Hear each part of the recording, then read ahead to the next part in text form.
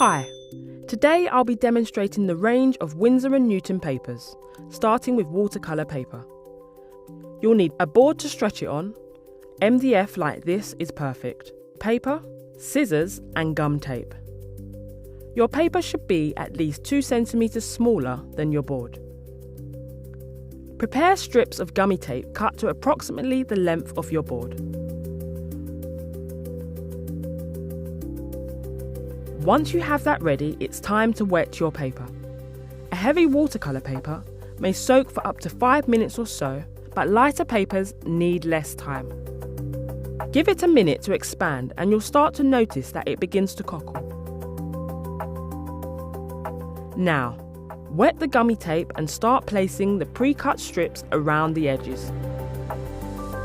Remember not to add too much water to the tape, and be careful not to get the adhesive on your paper. Allow this to dry overnight or for at least 7 hours. Now it's ready to work on. Today we're going to use cobalt turquoise and cadmium-free red. As you can see, the paper responds beautifully to the watercolour as it is applied.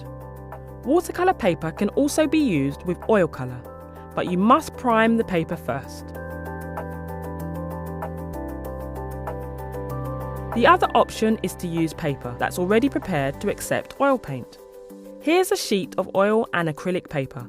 It has a canvas textured surface and is specially formulated with the right absorbency for both paint applications. This is oil colour mixed with Sansador to add fluidity. You can see how nicely the colour moves onto the surface of the paper. Next, let me show you acrylic.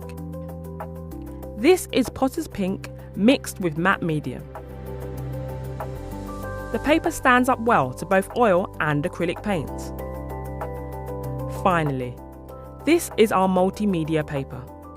As the name attests, it's a great paper for a range of materials because it can hold up to paint and mediums and is durable enough to take quite a bit of reworking. I'll start with some watercolour, letting the paint move as it likes and leaving it to dry. Next, I'll collage this piece of canvas using Winsor & Newton matte medium to adhere it to the paper. Lastly, here is acrylic quinacridone magenta on the top. As you can see, the multimedia paper is fantastic for a variety of materials. I hope you've found it useful to learn about paper and which one is the best choice for your work.